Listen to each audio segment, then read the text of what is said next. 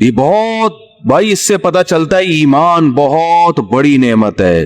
آج مسلم گھرانوں میں بات بات پر ایمان سے ہاتھ دھو بیٹھتے ہیں.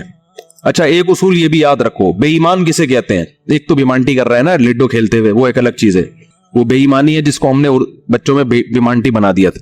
وہ بیمانٹی اور چیز ہے. کہیں آپ کہیں کہ لڈو میں تم نے کوٹ ادھر سے یوں کر دیے, چھکا چوکا آیا ہوا تھا چھکا کر دیا اس کو, تو تم بے ایمانی کر رہے ہو, تو تمہارا ایمان نہیں ہے, آخرت میں قطعاً تمہاری بخشش نہیں ہوگی. ایسا فتویٰ نہ لگا دیں. بے ایمانی کو بیمانٹی کہتے ہیں ہم لوگ. اب آپ لوگ پتہ نہیں کیا کہتے تھے, ہم تو بیمانٹی کر رہے ہیں بھائی.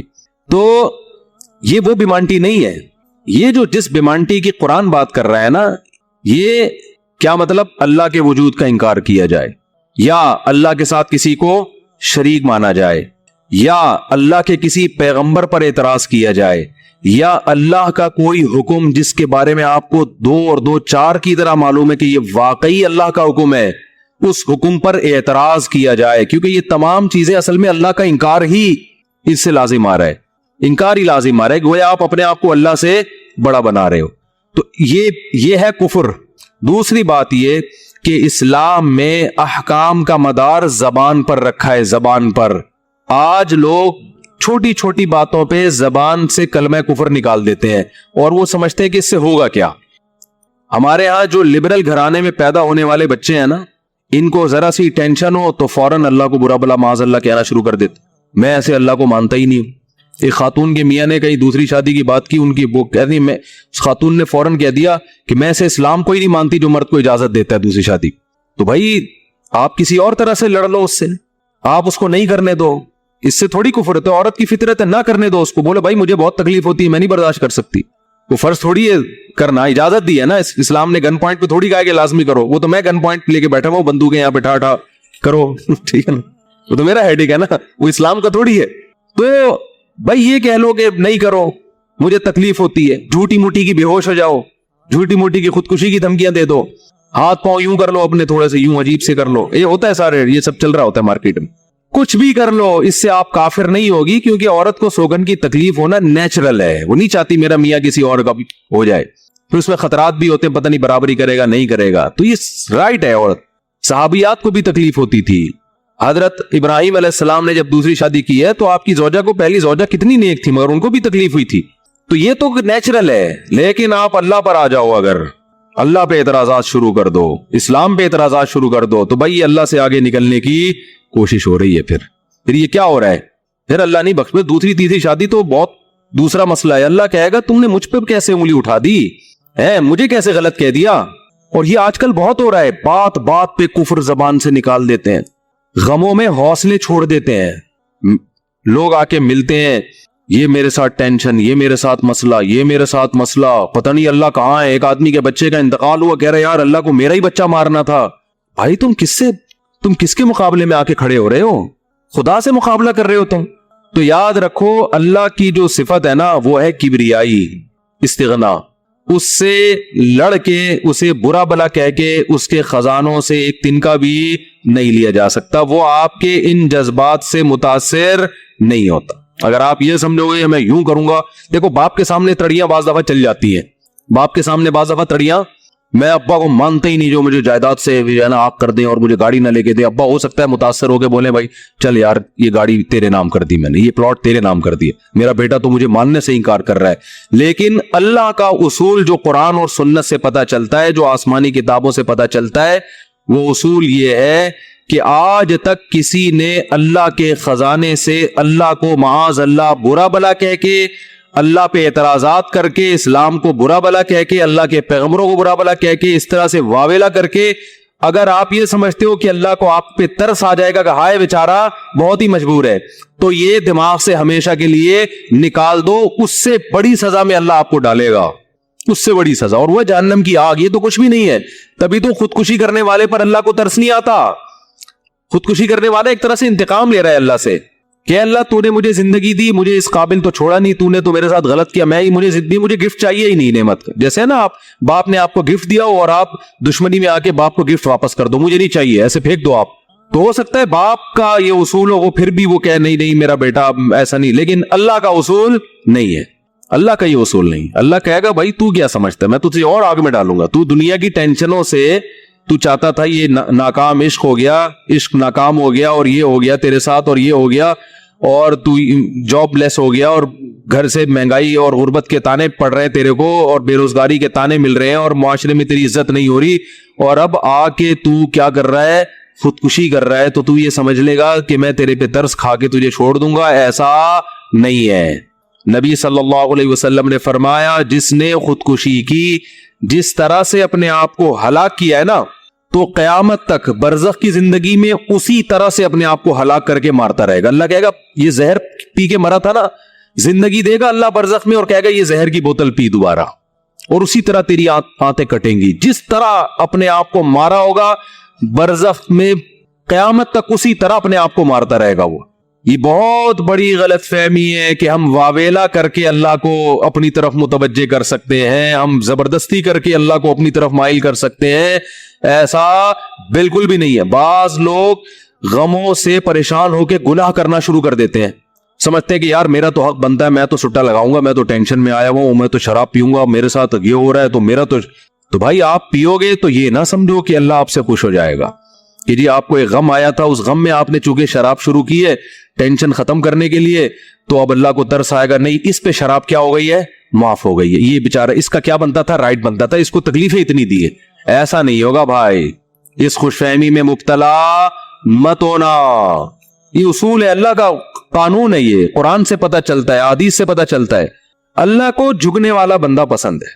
जो अल्लाह बनाना चाहते हैं ना अपनी मखलूक को, वो क्या बनाना चाहते हैं, मैं तुम्हारे साथ अच्छा सलूक करूं, बुरा सलूक करूं, तुम बंदे हो, बंदे बन के रहो, ठीक है ना, क्या रहो, तुमने बस दुआ ही मांगनी है, अल्लाह ये सब मेरे साथ जो हो रहा है ये ठीक कर दे।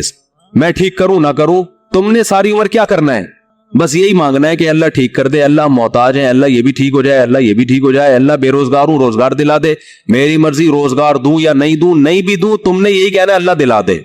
सारी जिंदगी इसी दुआ में गुजारनी है तुमने, चाहे मैं तुम्हारी दुआ कबूल करूं चाहे तुम्हारी दुआ कबूल ना करूं, क्योंकि तुम बंदे हो, मैं खुदा हूं, खुदा तुम थोड़ी हो, तुम्हारी थोड़ी चलेगी जमीन पे। बहुत से लोग ये फॉल्ट है, दुआएं नहीं कबूल हो रही, तभी तो वजीफों की तरफ जाते हैं। औलाद नहीं हो रही, कोई वजीफा बता दे, भाई दुआ मांग ले, औलाद कह रहा दुआ तो मांग के देख लिया है, वो तो हो ही नहीं रही, तो कोई टेक्निकल तरीका हो औलाद का, से कैसे हो जाएगी भाई, टेक्निकल तरीके तो नहीं है। यूनुस अलैहिस्सलाम जब मछली के पेट में थे, कितना बड़ा गम लगा ना आपको, यूनुस अलैहिस्सलाम मछली के पेट में, तो अल्लाह से आपने दुआ मांगी, वजीफा नहीं पढ़ा है। वजीफे पढ़ना भी जायज है, अगर कोई कुरान आयते हैं तो कोई गुनाह नहीं है, लेकिन जो असल जो इस्लाम की रूह है वो क्या है, दुआ। तो यूनुस अलैहिस्सलाम ने मछली के पेट में दुआ मांगी, ला इलाहा इल्ला अंता सुब्हानक। देखो हजरत यूनुस अलैहिस्सलाम, हमारा जो मिजाज है ना वो क्या है, यूनुस अलैहिस्सलाम कई साल अपनी कौम को तबलीग करते रहे हैं, कौम बाज बोलो नहीं आई। हजरत यूनुस को यकीन हो गया इस कौम पे अजाब आने वाला है, तो आपने अल्लाह से नहीं पूछा, इसलिए कि आपका ख्याल था भाई ये अजाब तो आएगा, तो मैं अल्लाह के खौफ से अब बस्ती को पहले छोड़ देता हूं। मैं आपसे ये इज्तिहादी खता हुई, ये इज्तिहादी खता हुई कि भाई अल्लाह की परमिशन के बगैर आपने कौम को क्यों छोड़ा। हालांकि इस इज्तिहादी गलती के पीछे जो इसकी बेस थी वो बेस बहुत अच्छी थी, वो अल्लाह का खौफ और अल्लाह की खशियत, अल्लाह के अजाब से भागना ये तो हुक्म है ना, फंटर बनने की थोड़ी इजाजत है कि जहां अजाब आ रहा है तो खड़े रहो वहां देखो, ऐसा थोड़ी है। कौम लूत पर जब अजाब आया तो जो अहले ईमान थे उनको हुक्म था पीछे मुड़ के भी नहीं देखना है, इस अजाब को देखने की भी इजाजत नहीं, डरो इससे भागो। जब कौम आद कौम समूद की बस्तियों से नबी गुजरते थे तो चेहरे पे कपड़ा डाल के जल्दी अपनी रफ्तार बढ़ाते थे, भाई ये इस अजाब को अपनी आंखों से भी ना देखो, खौफ पैदा होता है इससे। तो इतना ज्यादा आप सल्लल्लाहु अलैहि वसल्लम खौफजदा होते थे, तो अल्लाह के अजाब से तो दूर भागने का हुक्म है। तो अब यहां क्या है कि क्या बात चल रही थी यार, हजरत यूनुस अलैहिस्सलातु वस्सलाम अल्लाह के अजाब के डर से अपनी कौम को छोड़कर निकल गए। ये बेस बिल्कुल ठीक है भैया, जब अल्लाह का वादा भी यही है कि जो कौम ईमान नहीं लेकर आएगी तो मैं उसको तबाह कर दूंगा, तो हजरत यूनुस अलैहिस्सलाम को ख्याल हुआ कि भाई यहां से निकल जाओ। जब बैठे हैं किश्ती में, किश्ती डूबने लगी तो मल्ला ने कहा भाई वजन किश्ती में ज्यादा है, एक आदमी को नीचे उतरना पड़ेगा वरना सब डूब जाएंगे। कौन उतरेगा भाई, कुरानंदाजी होनी चाहिए। कुरानंदाजी में नाम किसका आया, यूनुस अलैहिस्सलाम।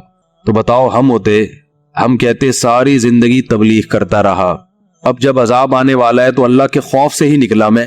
اس کا صلہ یہ مل رہا ہے کہ ڈوبنے والا کون ہے؟ بولو, میں ہی ہوں. بھائی مجھے تو زیادہ پروٹوکول, اللہ تعالیٰ کو 6 کشتیاں میرے لیے پہلے سے سمندر میں رکھنی چاہیے تھی نا. کیا ہو گیا؟ یہ ہماری سوچ تو یہی ہے کہ میں نے چونکہ فجر کی نماز پڑھی ہے تو میری دکان پہ کسٹمر 6 گنا زیادہ آنے چاہیے, پیسے سارے وہ کما رہے ہیں, نمازیں میں پڑھ رہا ہوں. تو یونس علیہ السلام کی جگہ ہم ہوتے تو بھائی ہماری حالت کیا ہوتی ہے. اللہ جیسے تبلیغ میں ہم میں سے کوئی گیا ہوا ہوتا 4 مہینے کے لیے, 4 مہینے کے لیے تبلیغ میں نکلے ہوتے, اللہ کے راستے میں واپس آ رہے ہوتے تو پتہ چلا کچھ یعنی کنوینس ہی نہیں مل رہی, پولیس والے پکڑ کے لے گئے, کسی کیس میں بند کر دیا, تو کیا وسوسے آتے ہیں دماغ میں. جیسے حج کرنے گئے نا, ایک آدمی حج کرنے گیا, لٹ گیا وہاں پہ نا جیب کتروں نے, تو وہ کہہ رہے ہیں اللہ میں نے تو سنا تھا حاجی تیرے مہمان ہوتے ہیں, تو ہم نے تو دنیا میں کسی کو نہیں دیکھا کسی نے اپنے مہمان کس کی یہ انسلٹ کی ہو. ٹھیک ہے, ہم نے تو نہیں دیکھا, میں تیرا مہمان بن گیا اور کچھ بھی نہیں بچا میرے پاس, سب کچھ ہی لٹ گیا. تو جلا ہوا آدمی تھا. تو یونس علیہ السلام کی جگہ کوئی اور ہوتا, ہم جیسے نالائق ہوتے تو ہم کہتے ہیں اللہ ساری زندگی قوم کی مخالفت لے کے تبلیغ کرتا رہا, اپنا تن من دھن لگا دیا, نہ کاروبار کی طرف توجہ, نہ کوئی پیسے کمانے, جو روکھی سوکھی ملی کھا لیا. پیغمبروں کا تو کوئی اجرت بھی نہیں ہوتی, وہ تو بالکل ہی اللہ توکل پہ چل رہے ہوتے ہیں. اے اللہ غربت میں ایک وقت گزارا, کبھی کھانے کو ملا نہیں ملا, بس تیرے دین کو فوکس کیا. اب جب عذاب آنے والا ہے تیرا اس قوم پہ تو تیرے خوف سے نکلا میں, جو تیرا ہی حکم ہے کہ مجھ سے ڈرو, میرے عذاب سے ڈرو. اب کم از کم کوئی 2-4 کشتیاں یا ہوائی بحری جہاز کوئی کھڑا ہوا ہوتا میرے استقبال میں, اور اگر نہیں تھا میں نے اپنے خرچے سے بھی کشتی لی ہے میں نے. ٹھیک ہے نا, ذمہ داری کس کی بنتی تھی اللہ؟ ذمہ داری تیری بنتی تھی کہ کشتی کا انتظام تیری طرف سے ہو. بھائی گورنمنٹ اگر کسی فوجی کو کسی مہم پہ بھیجتی ہے, اب جو امریکہ کے فوجی افغانستان آئے ہوئے ہیں ان کو باعزت واپس نکالنا کس کی ذمہ داری ہے؟ بولو نا, امریکہ کی ذمہ داری ہے نا. تو تبھی تو فوجی کہہ رہے ہیں بھائی تم نے ہمیں عزت کے ساتھ جب بھیجا ہے تو عزت کے ساتھ پٹھانوں سے بچا کے نکالنا کس کی ذمہ داری ہے؟ یہ امریکہ کی ذمہ داری ہے نا. تبھی امریکہ قطر میں کوشش میں لگا ہوا ہے کہ بھائی یہ کسی طرح اپنی عزت بچا کے واپس آ جائیں گے, اور بالکل صحیح کر رہے ہیں امریکہ اپنے لحاظ سے, اس کا فرض بنتا ہے اپنے فوجیوں کو بھیجا تو واپس بھی تو لے کر آؤ نا ان کو. تو بالکل میرے بھائی یہ بات ذہن میں آ سکتی تھی یونس علیہ السلام کے کہ اللہ یہ سب میں نے تیرے لیے کیا ہے, اب تیرا عذاب آ رہا ہے تو مجھے تو یہاں سے فرار ہونا ہے بستی سے, تو کشتی کا انتظام کرنا میرے ذمہ نہیں ہے بلکہ کس کے ذمہ ہے؟ تیرے ذمہ. چلو میں نے اپنے خرچے پہ کر لی. اب اللہ تو خود ہی اگر ڈوب رہی, اول تو ڈوبنی نہیں چاہیے, تجھے تو یہ طاقت ہے کہ 100 آدمی بھی کشتی میں بیٹھ جائیں, جب تک تیری مرضی نہیں ہوگی کشتی کلٹی بولو نہیں ہوگی, یہ نہیں کلٹی ہو سکتی. دوسری آزمائش تو نے یہ آزمائش میں ڈال دے کہ کشتی کلٹی ہو رہی ہے, اور اگر کلٹی ہو بھی رہی ہے تو ایسے نالائق لوگ اس کشتی پہ بیٹھے ہوئے ہیں. کار آمد تو صرف اس میں یونس علیہ السلام تھے, باقی تو سارے نالائق کیونکہ مشرک لوگ تھے, سارے بت پرست, پان گٹکے والے, سگریٹ والے, تمباکو والے, سارے اس میں بیٹھے ہوئے ہیں. وہ تو پتہ نہیں کیا کیا نشہ کرتے ہوں گے, سارے ایک نمبر کے چور یہاں بیٹھے ہوئے کشتی میں.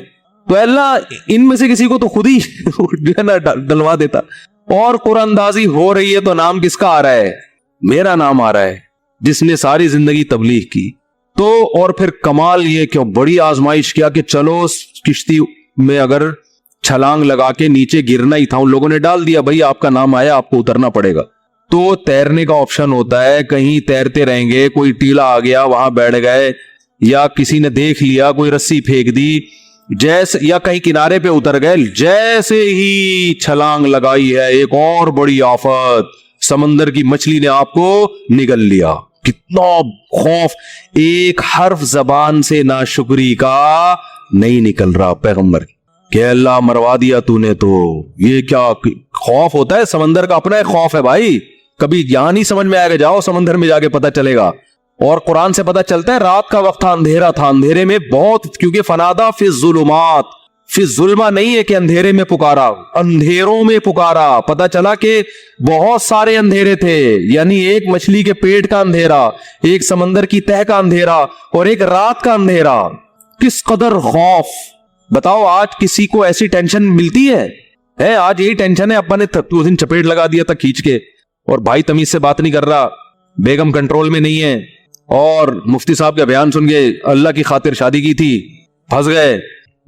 ایک آدمی میرے پاس آیا, کہنے لگا مفتی صاحب میری بیوی کی نہ شکل اچھی ہے اور نہ بات کرنے کا انداز اچھا ہے. تو مجھے خود بتا رہا تھا, کہہ رہا اتنی بد اخلاق ہے. میں اس سے کہتا ہوں اگر تیری شکل بھی اچھی ہوتی نا میں تیری بد اخلاقی برداشت کر لیتا. چلو یار, پتہ نہیں جھوٹ بول رہا تھا سچ بول رہا تھا اللہ جانے. اب یہ کوئی ٹینشن ہے بتاؤ؟ اصل ٹینشن تو وہ ہے نا. اچھا لوگ کہہ رہے ہوتے ہیں وہ ہو جاتا نا اچھا تھا, ہم سمندر میں ڈوب جاتے اچھا تھا. وہ بھائی ابھی ڈوب ہی نہیں رہے ہو اس لیے کہہ رہے ہو اچھا تھا. جب ڈوبنے لگو گے تو وہی کیفیت ہوگی. وہ جو پھندا آ گیا تھا نا درخت سے, ایک آدمی کہتا نا اللہ موت دے دے زندگی سے, تو وہ کسی نے پھندا پھینک دیا اوپر سے اور یہ کہا کہ میں اللہ ہوں اس میں گردن ڈال لے اٹھا لوں گا. تو وہ کہتا ہے یہاں تو کوئی مذاق بھی نہیں کر سکتا ہے اللہ. تو وہ جب آتی ہے نا اپنے اوپر تو پھر یہ کنڈیشن ہوتی ہے. تو یونس علیہ السلام پر جو آزمائشیں آئیں, کتنی بڑی بڑی آزمائش, مچھلی کا پیٹ اور نگل گئی مچھلی اکثر ثابت نکلتی ہے. ذرا بھی شکایت, کیونکہ ہم بندے ہیں بھائی, ہماری جو ڈیوٹی ہے ہم نے وہ کرنی اور چھوٹا بن کے رہنا ہے. ہم نے اللہ کے سامنے یہ نہیں کرنا یہ کیا ہو رہا ہے, ایسا کیوں ہو گیا, میں تو تبلیغ کے لیے نکلا تھا, میرے ساتھ یہ ناانصافی, یہ نہیں ہوتا. یہ اصول, یہ قرآن کیوں یہ واقعہ ذکر کر رہا ہے؟ یونس علیہ السلام اللہ کے برگزیدہ پیغمبر ہیں. ہمارے حضرت فرمایا کرتے تھے یہ محبت کی چٹکیاں ہوتی ہے. انسان کو جس سے محبت ہوتی ہے تو اس کو ستاتا ہے, اور یہ ستانا تکلیف برائے تکلیف نہیں, اس کے درجات کو بلند کرنی محبت کا اظہار ہے کہ میرا ایسا بندہ ہے, ایسا پیغمبر ہے, کتنی آزمائشوں میں ڈالا, زبان سے ایک حرف ناشکری کا نہیں نکل رہا, ساری اپنی طرف منسوخ کہ میری غلطی ہے, میں غلط ہوں. تو قرآن کے الفاظ دیکھو, جب مچھلی نے نگلا ہے اور سمندر کی تہ میں گئی اندھیروں در اندھیرے, تو یونس علیہ السلام نے فنادا فی الظلمات, اندھیروں میں کیا پکارا, لا الہ الا انتا, اے اللہ تیرے سوا کوئی غلامی کے لائق نہیں ہے, میں تیرا غلام ہوں. انی کنت من الظالمین, میں ہی غلط ہوں, تو غلط نہیں ہے, مجھ سے کوئی غلطی ہوئی ہے اور میں تجھ سے استغفار کرتا ہوں. ان کو احساس ہو گیا کہ میں جو بغیر پرمیشن کے آیا ہوں شاید یہ اس لیے ہو رہا ہوں میرے ساتھ. دیکھو اپنے آپ کو غلط ثابت کرنے کے لیے دلائل تراشے جا رہے ہیں. کوئی اللہ نے وہی تھوڑی کی تھی اس وقت کہ آپ غلط ہیں. بس اس عمل سے اندازہ ہو گیا کہ بھائی اور تو مجھے نہیں لگتا میرے سے کوئی گناہ ہوا ہو, تو مجھے لگتا ہے کہ یہ ہے جس کی وجہ سے اللہ کیا ہے, مجھ سے ناراض ہے. تلاش کر رہے ہیں, کوئی اپنی مسٹیک تلاش کریں, اپنے آپ کو غلط کہیں. تو لا الہ الا انتا سبحانکا, اے اللہ تو ہر عیب سے پاک ہے. کیا مطلب, تو میرے ساتھ غلط نہیں کر سکتا, یہ میرا ہی کوئی عمل ہے جس کی وجہ سے ایسا ہو رہا ہے. تو تھوڑی غلط ہے, تو ہر عیب سے پاک ہے, تو ظالم تھوڑی ہے, میری غلطی ہے, میں غلط ہوں. کیا اللہ کی رحمت کے خزانے حرکت میں آتے ہیں. فَالْتَقَمَهُ الْحُوتُ وَهُوَ مُلِيمٌ, قرآن کہہ رہا ہے مچھلی نے نگلا اس حال میں کہ یونس علیہ السلام اپنے آپ کو ملامت کر رہے تھے. جب مچھلی نگل رہی تھی اس وقت بھی اپنے آپ کو ملامت کر رہے, اپنے آپ کو برا بلا کہہ رہے ہیں, میں غلط, میں نے غلط کیا. تو جب مچھلی کے پیٹ میں جا کے توبہ استغفار کی ہے تو اللہ کی صفت استغنا دیکھو. اللہ فرماتے ہیں لولا انہ کان من المسبحین, اگر یونس اپنی غلطی کا اعتراف نہ کرتے, للبث فی البطن الی یوم یبعث فی بطنہ الی یوم یبعثون, قیامت تک اسی کے پیٹ میں رہتے, وہ نہیں نکلتے. یہ اللہ کی صفت استغنا ہے کہ بھئی اللہ کو آپ ڈرا کے دھمکا کے یا اپنی غلطی کا اعتراف کیے بغیر اللہ پہ ڈال کے اللہ سے کچھ بھی منوا نہیں سکتے. اللہ کہتے ہیں ہمیشہ رہتے, لیکن اللہ کو پتا تھا نہیں ہے ایسا, وہ تو آزمایا, پیغمبر تو گناہ نہیں کر سکتے نا. تو یہ تو اللہ آزما رہے ہیں دنیا کو دکھانے کے لیے کہ میرے نیک بندے ایسے ہوتے ہیں. تو اللہ فرماتے ہیں کہ فَأَنبَذْنَاهُ بِالْعَرَاءِ, ہم نے ایک میدان میں ان کو, جب انہوں نے توبہ استغفار کی ہے تو اللہ نے مچھلی کو حکم دیا ان کو نگل دے باہر, اور وہ مچھلی نے وہ آپ کو ساحل سمندر پہ ڈالا ہے. اب اللہ کی رحمت کے خزانے, سمندر کے ساحل پر کچھ بھی نہیں تھا. اللہ فرماتے ہیں وہاں اپنی قدرت سے ہم نے درخت پیدا کر دیا جو ان کو کیا دے گا, چھاؤں. اب معجزے ہو رہے کہ نہیں ہو رہے بھئی, اللہ آزمایا, اللہ نے کہا آزمائش میں پورا اترا یہ بندہ, میرے یہ نیک بندے آزمائش میں پورے اترے ہیں. اور اللہ نے اپنی قدرت سے درخت پیدا کر دیا اور حکم دیا جاؤ اپنی قوم کے پاس واپس جاؤ. قوم سے عذاب ٹل گیا. ہوا یہ تھا کہ جب یونس علیہ السلام کو یقین ہو گیا عذاب آ رہا ہے, تو یونس علیہ السلام جیسے ہی نکلے, وہ قوم تھی ہوشیار, اس کو اندازہ ہو گیا کہ بھائی یہ جب تک ہم میں تھے تو عذاب کا چانس نہیں تھا, یہ گئے ہیں تو اب واقعی آئے گا. تو عذاب دیکھے بغیر انہوں نے توبہ تائب شروع کر دی, تو اللہ نے وہ عذاب آنے والا ان سے کیا کر دیا, ٹال دیا. وہ ہے اللہ کی رحمت, اللہ کے غضب پہ کیا رہتی ہے, بولتے کیوں نہیں بھائی غالب. تو یہ واقعہ بھی ثابت ہو گیا رحمت ہمیشہ گراف اللہ کا اوپر ہے. ہاں عذاب دیکھ لیتے اور مذاق اڑاتے جیسے قوم عاد نے مذاق اڑایا. فلما رأوا عارضا مستقبل اودیتہم, جب انہوں نے بادلوں کو اپنی طرف آتے ہوئے دیکھا, پیغمبر بتا رہے کہ یہ عذاب ہے تو کہہ رہے ھذا عارض ممطرنا, کوئی عذاب نہیں ہے بھائی, بادل تو آتے ہیں برستے بھی ہیں, کوئی نارمل. وہ تو آخری دم تک ڈٹے ہوئے تھے. اب کیونکہ اللہ کی صفت غضب بھی ہے, رحمت غالب تو رہتی ہے, لیکن ایسا نہیں ہے کہ غضب ختم ہی ہو گیا ہے. پھر اللہ نے عذاب بھیجا اس قوم پہ. 7 دن 8 راتیں تیز ہوائیں چلی ہیں, 8 دن 7 راتیں, اور ایسا اٹھا کے اس قوم کو پٹخا ہے کہ اللہ فرماتے ہیں کہ انہم اعجاز نخل خاویہ. 1 ہفتے کے بعد ایسا لگ رہا تھا کھجور کے تنے ہیں جو اوندھے پڑے ہوئے ہیں. بڑے بڑے قداور لوگ تھے وہ. اللہ نے تو اس لیے میرے بھائی جب کوئی غم آئے پریشانی آئے تو واویلا نہ مچایا کرو, رونے دھونے کی اجازت ہے. یہ بے صبری نہیں ہے, جب انسان کو غم ہوتا ہے روتا بھی ہے, ہائے ہوئے بھی کرتا ہے, لیکن اللہ کو برا بلا کہنا شروع کر دینا, میرے ساتھ اللہ یہ کر رہا ہے, میرے ساتھ اللہ میں ہی میرا ہوں اللہ. آپ کا کام ہے غلامی, مانگتے رہنا ہے مانگتے رہنا ہے مانگتے رہنا ہے. اکثر ایک واقعہ علماء بتاتے ہیں, کتابوں میں لکھا ہوا ہے کہ ایک بزرگ حج کرنے جاتے تھے, حج کرنے کے بعد ندا آتی تھی قبول نہیں ہوا. کیا ندا آتی تھی؟ قبول نہیں. تو وہ دوبارہ چلے جاتے اگلے سال, جب حج کرتے پھر ندا آتی قبول نہیں ہوا, وہ پھر چلے جاتے پھر چلے جاتے. کسی نے کہا کہ آپ خود ہی بتاتے ہو کہ جب میں حج سے فارغ ہوتا ہوں آسمان سے ایک ندا آتی ہے کہ قبول نہیں ہوا, تو پھر کیوں جاتے ہو بار بار بار بار؟ تو انہوں نے کہا بھائی میرا کام ہے حج کرنا, اپنی کوتاہیوں کی اصلاح کرنا, قبول کرنا کس کا کام ہے؟ اللہ کا. اب اللہ سے تو لڑ تھوڑی سکتا ہوں. اور یہ بھی نہیں ہے کہ اب فنٹر نہیں بنو گے, اب تو ہم نہیں جائے گا بھائی, اب تھوڑی 2 دفعہ چلے گا 3 دفعہ چلے گا, ہر دفعہ یہ آواز آ رہی ہے اب تھوڑی ہمارے پاس اور بھی دنیا میں غم ہے بھائی, اس لیے حج ہی کرتے رہیں گے کیا؟ یہ ہوتا اصل میں لوگوں کا یہ رویہ ہو گیا ہے. دعا میں بہت ہو رہی ہے یار, ہم نے دعا مفتی صاحب 6 دفعہ دعا مانگ لی پھر بھی فائدہ نہیں ہو رہا. اب یہی تھوڑی کہ دعا مانگتے بول نہیں رہے ہوتے, مفتی صاحب سے ڈر رہے ہوتے ہیں تو بھائی اتنا اللہ سے ڈر لو, وہ باز تو بول بھی دیتے ہیں. تو بھائی 6 دفعہ 10 دفعہ 100 دفعہ دعا مانگنے میں کیا جا رہا ہے یار؟ اللہ کے سامنے ہاتھ اٹھا کے مانگنے سے زیادہ بھی کوئی مزیدار عمل ہو سکتا ہے؟ نہیں قبول ہو رہی, اہل اللہ کہتے ہیں نہیں قبول ہو رہی نا, اس میں مانگنے میں اور زیادہ مزہ ہے. ٹھیک ہے نا, اس میں مانگنے میں یہ اللہ ایمان کا امتحان لے رہا ہے, تو ہم غیب پر ایمان کے دعوے دار ہیں. اللہ تو نہ قبول کر, ہم تو مانگتے رہیں گے, میں مزہ اسی میں آتا ہے. حضرت عمر رضی اللہ تعالی عنہ کا قول ہے کہ مجھے اس سے غرض نہیں ہے کہ میری دعا قبول ہو رہی ہے کہ نہیں ہو رہی, یہ تو میرا کام ہی نہیں ہے کہ یہ اللہ کی ذمہ داری ہے, یہ ہماری ٹینشن. یہ تو میں حضرت عمر کے الفاظ اپنی زبان میں بتا رہا ہوں, یہ ہماری ٹینشن ہے ہی نہیں, یہ تو اللہ کا کام ہے نا, قبول کرنا تو اس کا کام ہے. فرمایا مجھے اس کی فکر ہوتی ہے کہ دعا مانگنے کی توفیق مل رہی ہے کہ نہیں مل رہی. ایسا نہ ہو مایوسی اتنی پیدا ہو جائے کہ دعا مانگنے ہی کی توفیق چھن جائے. یہ ڈینجرس ہے, یہ خطرناک ہے کہ اللہ نے آپ کو اپنے در سے محروم کر دیا, ہاتھ اٹھانے کی توفیق سلب کر لی. اور آج لوگوں میں یہ نظر آتا ہے دعا مانگنے کی توفیق نہیں مل رہی کیونکہ ان کی پوری نظر اسباب پہ ہوتی ہے, اللہ پہ نظر ختم. یہ بہت خطرناک ہے. دیکھو اسباب پہ نظر رکھو گے, ہو سکتا ہے اسباب اختیار کر کے کام تو ہو جائے, لیکن اللہ کی جب عدالت میں کیس لے کے جاؤ گے, فائل داخل کرو گے, وہاں سے جو کام جب منظور ہوگا نا, اس کام کی نوعیت میں اور آپ کے کام کی نوعیت میں زمین اور آسمان کا فرق ہوگا. جب اللہ کے سامنے کیس لے گئے, کام خراب بھی ہوگا تو بنے گا, اور جب اسباب پہ نظر رکھو گے بنے گا بھی تو ہو سکتا ہے اس میں خیر نہ ہو. یہ کوئی الٹا کام ہو رہا ہو کہ جس کام سے آپ نے اللہ کو نکال دیا اب اس میں خیر کی توقع نہ رکھے. آپ بیمار ہوئے, صرف دواؤں پر اکتفا کیا ہوا ہے آپ نے, اللہ سے دعائیں نہیں مانگتے اور ضرورت بھی محسوس نہیں کرتے کہ چھوڑو یار, جب میں آگمنٹن کھا رہا ہوں, جب میں یہ سیرپ پی رہا ہوں, تو گورے بھی تو ٹھیک ہوتے ہیں نا بغیر دعا کے. کیا خیال ہے بھائی؟ جب وہ ٹھیک ہوتے ہیں تو مجھے دعا مانگنے کی کیا ضرورت ہے؟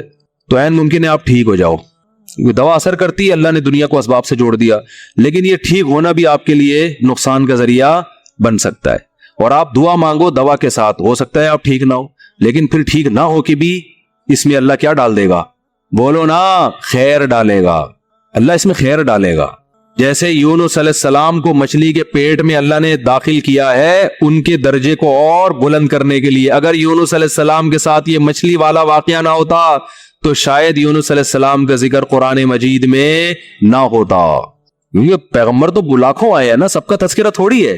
اور نبی صلی اللہ علیہ وسلم نے حضرت یونس کی فضیلت الگ سے بیان کی ہے، فرمایا لا تفضلونی علی یونس، مجھے یونس پر فضیلت مت دو۔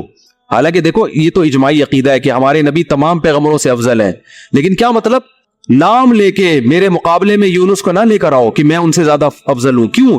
کیونکہ اس میں اس بات کا امکان تھا کہ شاید اس واقعے کی وجہ سے لوگ یونس علیہ السلام کی توہین نہ کر رہے ہوں کہ وہ اللہ کی پرمیشن کے بغیر چلے گئے تھے، تو کہیں اس واقعے کو بنیاد بنا کے لوگ ایسا نہ ہو کہ کہیں کہ ہمارے نبی تو افضل ہے، یونس علیہ السلام افضل نہیں ہے، کیونکہ ہمارے نبی تو بغیر پرمیشن کے کوئی کام نہیں کیا اور یونس علیہ السلام تو اللہ کی پرمیشن کے بغیر چلے گئے تھے۔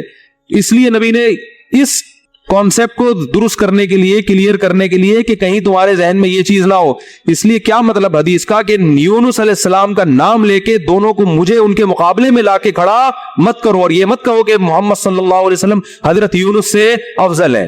حالانکہ افضل ہے، لیکن جہاں بھی حضرت یونس کی توہین کا ذرہ برابر بھی شائبہ نکلتا تھا آپ صلی اللہ علیہ وسلم نے اس سے منع کر دیا، اس لیے کہ آپ صلی اللہ علیہ وسلم جانتے تھے کہ یہ جو کچھ یونس علیہ السلام کے ساتھ ہوا یہ اصل میں آپ کو بلند مرتبہ دینے کے لیے ہوا تھا، اور یہ بتانے کے لیے ہوا تھا کہ اللہ کی صفت استغنا کیا ہے، اور یہ بتانے کے لیے کہ اللہ سے لڑ کے کوئی چیز نہیں لی جا سکتی، اور یہ بتانے کے لیے کہ غموں میں، ٹینشنوں میں، پریشانیوں میں اللہ کے نیک بندوں کا رویہ کیا ہوتا ہے۔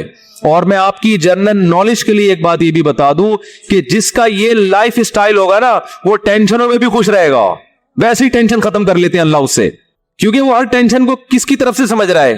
اللہ کی۔ تو جب اللہ ہمارا ہے اور وہ اپنے بندوں کا اچھا چاہتا ہے تو اسے ٹینشن دے گی بھی ہماری کیا ہوگی، اس میں خیر ہی ہوگی۔ اس سے یعقوب علیہ السلام سے جو بیٹا چھینا تو یعقوب علیہ السلام کو نوازنے کے لیے چھینا، یوسف علیہ السلام کو جو بچپن میں باپ سے الگ کر دیا مصر کا بادشاہ بنانے کے لیے کیا اس نے، نہ چھنتے نہ بادشاہ بنتے۔ تو ہمارا کام ہے ہر برائی اپنے کھاتے میں ڈالیں، سمجھ رہے ہو کہ نہیں سمجھ رہے، اور ہر اچھائی کس کی طرف منسوب کریں؟ اللہ کی طرف۔ دیکھو جن بھی یہ چیز جانتے ہیں، حالانکہ جن میں تو شر غالب ہوتا ہے، لیکن اس معاملے میں جن ہی ہم سے اچھے۔ سورہ جن میں ہے کہ 28ویں پارے میں 29ویں پارے میں ہے نا سورہ جن، اس میں اللہ تعالیٰ نے جنات کی تبلیغ کا تذکرہ کیا ہے۔ ہوا یہ تھا کہ رسول اللہ صلی اللہ علیہ وسلم قرآن مجید کی تلاوت فرما رہے تھے تہجد میں، مسجد جن وہاں مکہ میں موجود بھی ہے، تو جنات کا ایک وفد وہاں سے گزرا، انہوں نے جب قرآن سنا تو بڑے حیران ہوئے، یہ تو بالکل ویسا کلام ہے جیسا موسیٰ علیہ السلام پر نازل ہوئی تھی تورات اور حضرت عیسیٰ پہ انجیل، یہ تو بالکل ویسا کلام ہے۔ یعنی ان کو اندازہ ہوا کہ یہ پیغمبر ہے، وہ ہو سکتا ہے جن بھی پڑھے لکھے ہوں، یعنی اہل کتاب میں سے ہوں، تو وہ اچھا اس میں توحید کا بیان بھی تھا، تو وہ جنات جا کے اپنی قوم کو تبلیغ کرنے لگے۔ اچھا پھر ایک اور واقعہ یہ ہوا تھا کہ جنات جب آسمانوں پہ جاتے تو شہاب ثاقب کے ذریعے ان کا آسمانوں پہ داخلہ بند کر دیا گیا، تو یہ خبر بھی جنات میں پھیل گئی کہ پہلے ہم جاتے تھے کچھ نہیں ہوتا تھا، اب جانا روک دیا جا رہا ہے۔ یہ جو شہاب ثاقب ہوتا ہے نا، چنگاریاں، اس پہ سائنسدان اعتراض کرتے ہیں یہ تو ویسی رگڑ لگنے سے، وہ یعنی ستاروں کی ایک ٹکڑے، سیاروں کے ٹکڑے ٹوٹتے ہیں، رگڑ لگنے سے یہ ہوتا ہے، تو یہ کوئی اسلام کے منافی نہیں ہے۔ اللہ تعالیٰ کسی جن کو مار سکتے ہیں، اس کے فرشتے کسی جن کو مار سکتے ہیں اس کے ذریعے، اور رگڑ بھی لگے اور وہ جل بھی جائے اور جن بھی مر جائے، تو اس میں کون سا کوئی وہ ہمیں جن تھوڑی نظر آ رہا ہے، ہمیں تو وہ شہاب ثاقب جاتا ہوا نظر آ رہا ہے۔ اور یہ بھی ضروری نہیں ہے کہ جب بھی شہاب ثاقب ٹوٹے تو کوئی جن ہی مر رہا ہو، اس سے اتفاقی حادثہ بھی ہو سکتا ہے۔ یہ تو اسلام نے یہ نہیں کہا کہ جب بھی آسمان پہ آپ کو رگڑتا ہوا ستارے کا ٹکڑا نظر آئے گا تو وہ جن ہی ہے جس کے پیچھے جا رہا ہے۔ وہ بعض دفعہ ایسے ہوتا ہے کہ جنات کا تعاقب ہوتا ہے اس کے ذریعے، تو یہ نبی کے دور میں ہوا، اور اس کی دلیل یہ ہے کہ جب قرآن کی آیتیں نازل ہوئی نا کہ جنات نے کہا کہ ہم جب جاتے ہیں تو شہاب ثاقب آتا ہے، تو اس پر کسی مشرک نے اعتراض نہیں کیا کہ یہ تو پہلے بھی آ رہے تھے، اب تھوڑی آ رہے ہیں، کوئی نیا واقعہ تھوڑی ہے، یہ تو پہلے بھی آ رہے ہیں۔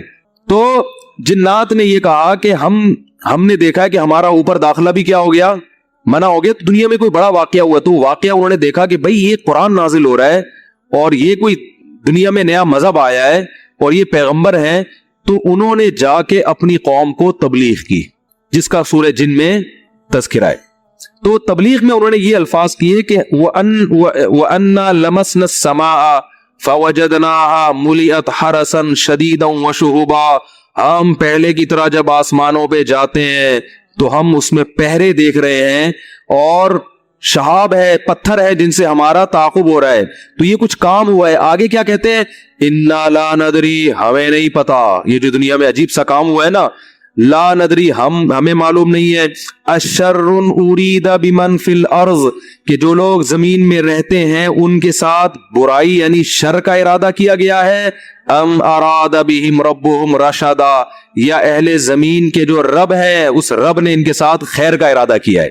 آپ کا آئی کیو لیول اگر اچھا ہوتا تو مزہ آ جاتا. آپ ترجمے سے بات سمجھ میں آئی؟ وہ کیا کہہ رہے ہیں, ہمیں نہیں پتا یہ جو نیا واقعہ ہوا ہے, اہل زمین کے ساتھ برائی کا ارادہ کیا گیا ہے, پیسو وائس فعل مجہول, یا اللہ نے ان کے ساتھ خیر کا ارادہ کیا ہے. بھائی یہ بھی کہہ سکتے تھے کہ ہمیں نہیں پتا کہ اللہ نے ان کے ساتھ خیر کا ارادہ کیا یا شر کا ارادہ کیا ہے.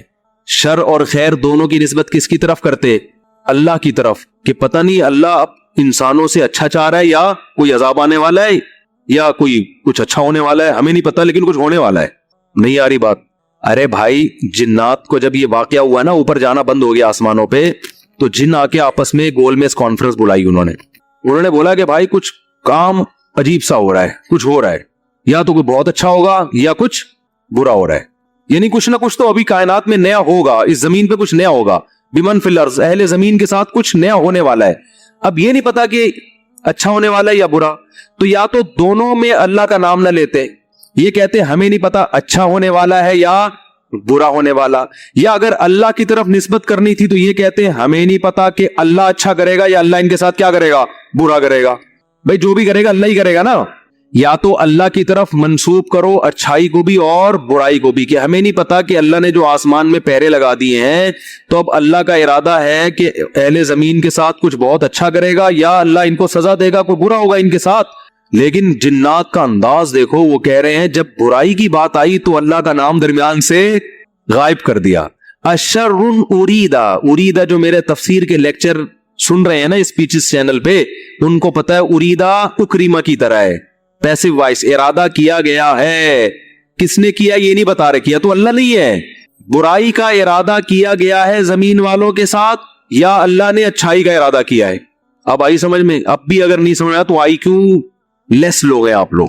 پھر وہی پہلی ہے کہ وہ جو سیٹھ صاحب تھے نا, بے وقوف تھے, اپنے شاگرد سے کہہ رہے ہیں, اپنے ملازم سے, کہ ایسی پہلی پوچھ کہ اس کا جواب میں بتا سکوں, ورنہ بے عزتی ہو جائے گی نا. اور اگر نہیں بتایا نا میں نے اس پہلی کا جواب تو میں تجھے چھوڑوں گا نہیں, تیری گردن اڑا دوں گا میں. پہلی پوچھ لیکن آسان, تاکہ میری عزت بھی ہو جائے کہ بھئی سیٹھ نے پہلی کا جواب دیا ہے, جب جواب دوں گا عزت ہوگی, بھئی بڑے ذہین ہیں آپ. تو آہستہ سے اس کو کان میں کہہ دیا کہ ایسی پوچھنا کہ مجھے جواب اس کا آ بھی جائے, اتنی مشکل نہ ہو. اب یہ جو ملازم تھا نا, یہ گرو کہتے ہیں نا اس کو, گرو کہتے ہیں کیا چیلا کہتے ہیں, چیلا یا چیلا, بچہ بڑا ہوشیار ہے ماشاءاللہ, چیلا. تو وہ چیلا کے اب سوچنے لگا کہ یار ایسی پہلی پوچھو کہ بہت آسان ہو. اب اس نے پہلی سوچ کے آیا, سرائکی میں یہ لطیفہ ہے اصل میں, دیکھو ہک چانٹ مرے سا سدھا تھیا ویسی, یہ میں نے ایک لفظ سیکھا ہے بھی سرائکی کا. اب کسی کا مطلب نہ پوچھنا, وہ چماٹ لگا دے گا آپ کو کھینچ کے. دیکھو ہک چانٹ مرے سا سدھا تھیا ویسے, ٹھیک ہے نا. تو یہ کسی سے کہنا نہیں, ورنہ کوئی گارنٹی نہیں ہے, ٹھیک ہے نا. تو وہ جو تھا نا, اس میں اس نے پہلی سوچی, اس نے کہا حضور مجھے پوری سرائکی تو آتی نہیں نا, وہ ہمارے حضرت سرائکی میں سناتے تھے یہ لطیفہ, وہ مزہ سرائکی میں. یہ خیر ہک مخلوق ہے, پونچھ گھمیندی ہے, چولہے کے گرد گھومدی ہے, تے میاؤں میاؤں کرندی ہے بھائی. پونچھ بلی ہے نا, سب کو پتا ہے بھائی, اور چولہے کے گرد اکثر گھومتی, اور آخر میں کم بخت نے یہ بھی بتا دیا کہ میاؤں میاؤں کرندی ہے, کہ یار ایسا نہ ہو یہ کوئی شیر اور چیتا کو لے آئے. اب یہ کھوپڑی اس کی کام نہیں کر رہی نا, آئی کیوں. اب یہ گھنٹہ بیٹھ کے سوچ کے کہتا ہے یار کس کہہ رہے ککیڑ مرغا نا. اب یہ جو چیلا تھا نا, اس نے بولا اگر میں نے بول دیا نا کہ یہ غلط ہے تو میری تو ایسی کی تیسی. اور یہ تھا ڈیڑھ ہوشیار. یہ اگر یہ کہہ دیتا کہ جی یہ جو ہے کیا نام ہے صحیح جواب دیا, تو اس کو یہ شبہ تھا کہ جو میرا گرو ہے وہ کہے گا کہ یہ شاید 2 نمبری کر رہا ہے. تو اس نے بڑی چالاکی سے ایک کام کیا, اس نے بولا حضور لگتا ہے کسی نے دسیا ہے, یعنی اتنی مشکل پہلی میں نے پوچھی تھی اور آپ نے بالکل درست جواب دیا, یہ کسی نے یقیناً آپ کو بتایا ہے. تو جواب کہتے ہیں نہیں, عقل جی دوڑ ہے. عقل کی دوڑ ہے بھائی. ادھر کیا ہے یہ अक्कुल की दौड़ है, हमारे इधर ऐसी पढ़ते थे, अक्कुल की दौड़ है, अकल की दौड़ है भाई ये। तो मैंने इतनी डिटेल में आपको बताया, अब भी समझ में नहीं आ रहा कि जिन्नात क्या कह रहे हैं, इन्ना ला नदरी, हमें नहीं पता, अशर्रुन उरीद बिमन फिल अर्द, के जमीन वालों के साथ शर का इरादा किया गया है, अम अराद बिहिम रब्बुहुम रशदा, या रब ने खैर का इरादा कर लिया है। तो कितनी तमीज है जिन्नात में, है वही। हालांकि शर का इरादा भी अगर किया तो अल्लाह ने किया है, खैर का इरादा भी किया तो किसने, लेकिन कुरान जिन्नात के इन अल्फाज को नकल करके, कुरान ना समंदर है, बहुत सारे मजामीन कुरान में होते हैं, एक एक आयत में बहुत सारी चीजें निकल रही होती है। तो यहां ये जहां ये बात साबित हो रही है, तभी तो फुक़हा ने बयान किया ना कि कुरान और हदीस से इस्तिदलाल 4 तरीकों से होता है, इबारतुन्नस, इशारतुन्नस, इक्तिज़ाउन्नस और दलालतुन्नस। 4 तरीके हैं जहां से फुक़हा कुरान और सुन्नत से मसाइल निकालते हैं, जो उसूल फ़िक़ह में पढ़ाए जाते हैं। जो आजकल जो नए नए मुहक़्क़िक़ आ रहे हैं ना मार्केट में, इन्होंने इनमें से कोई उसूल भी नहीं पढ़ा होता।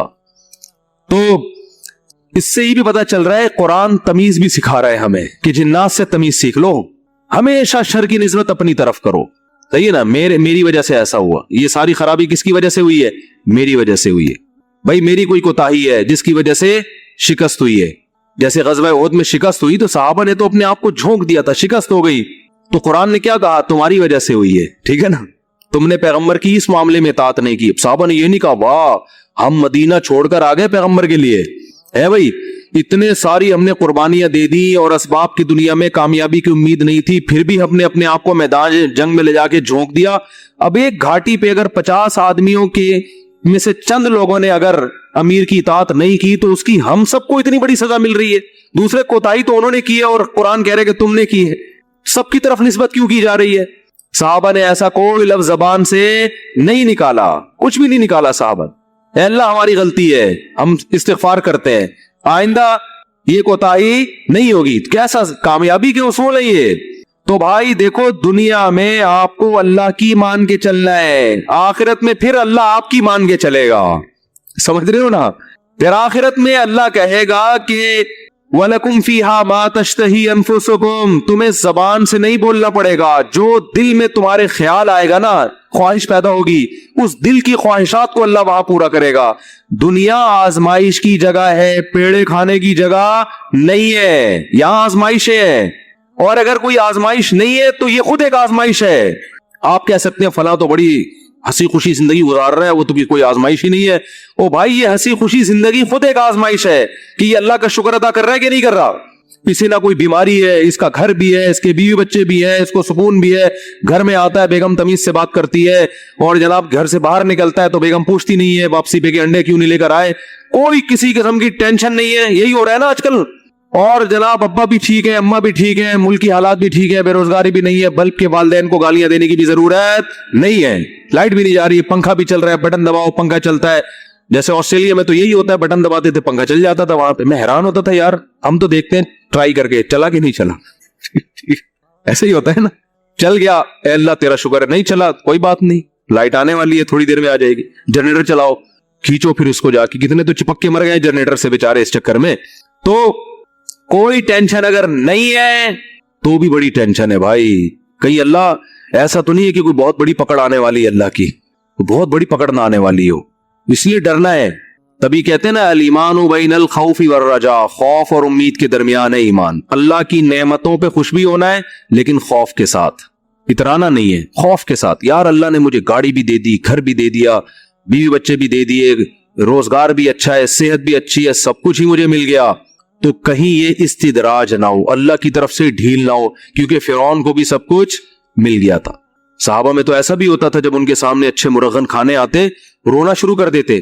कहीं ऐसा तो नहीं है कि हमने नबी का जो साथ दिया तो अल्लाह ताला ने हमें हमारे अमाल का बदला कहीं दुनिया में ही तो नहीं दे दिया, ऐसा तो नहीं आखिरत में नहीं मिलेगा, इससे डर जाते थे वो। और आज हमारी हाल देखो, हमारी हालत देखो, खुशी मिलती है तो इतराने लगते हैं, दूसरों को नीचा दिखाने लगते हैं, और ऐसे समझते हैं हमसे बड़ा फंटर दुनिया में कोई है ही नहीं, और अमाल किससे पीछे हट जाते हैं। खुशी मिली है ना तो अमाल से क्या हो जाते हैं पीछे, और गम होता है तो वावेला करना शुरू कर देते हैं। जैसे कुरान ने कहा ان الانسان خلق ہلوعا اذا مسہ الشر جزوعا واذا مسہ الخیر منوعا، کہ انسان کو جب شر پہنچتا ہے جزوعا جزا فضا شروع کر دیتا ہے، واویلا ہائے میرے رب نے یہ کر دیا، ہائے میرے اللہ نے یہ کر دیا میرے ساتھ، میں ہی ملا تھا اب ٹینشن دینے کے لیے۔ اور جب خوشیاں ملتی ہیں منوعا، اللہ فرماتے ہیں کنجوس بن جاتا ہے، میرا مال میں خرچ نہیں کروں گا، میں غریبوں کا خیال نہیں کروں گا، میرا پیسہ ہے، میری محنت ہے۔